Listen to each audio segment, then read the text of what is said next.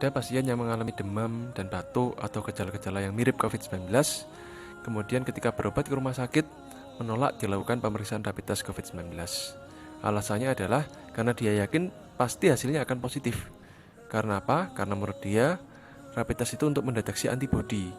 Sehingga jika dia sakit apapun, pasti antibodinya dalam tubuh akan naik. Dengan begitu, hasil rapid test COVID-19-nya pasti positif jika diperiksa ketika sedang tidak enak badan. Pendapat ini ternyata juga banyak dianut oleh masyarakat yang awam. Ya, jadi ketika tidak enak badan, ketika kita infeksi apapun, maka rapid test COVID-19-nya pasti positif karena dia memang antibodinya lagi naik waktu itu. Ada pula pendapat yang menganggap jika kita sehat, sistem imun kuat, maka antibodi kita juga banyak, maka hasil rapid test pun pasti positif. Karena apa? Karena jika imun kita kuat dan sehat, antibodinya pasti tinggi, sehingga bisa terdeteksi atau reaktif atau positif pada pemeriksaan rapid test COVID-19. Nah, sebenarnya hal ini perlu sedikit diluruskan. Memang benar bahwa jika kita terinfeksi suatu kuman atau mikroorganisme, maka tubuh kita akan memproduksi antibodi untuk melawan kuman tersebut. Namun perlu diketahui bahwa antibodi yang dibentuk oleh tubuh itu secara umum bersifat spesifik terhadap penyakit tertentu.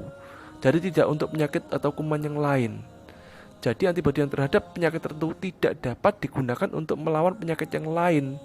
Contohnya antibodi terhadap penyakit COVID-19 itu ada antibodi spesifik, bukan untuk melawan penyakit tipes, bukan untuk melawan penyakit infeksi yang lain.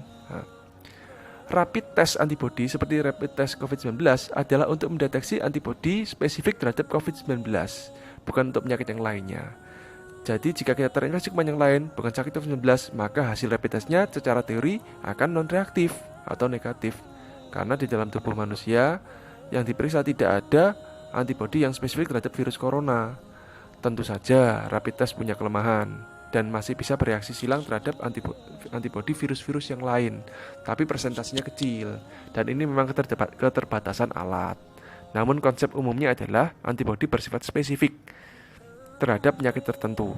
Walaupun tubuhnya sehat, sistem imunnya kuat, namun jika memang tidak mempunyai antibodi terhadap virus corona atau SARS-CoV-2, ya hasil rapid testnya tentu non-reaktif atau negatif. Demikian, wassalamualaikum warahmatullahi wabarakatuh.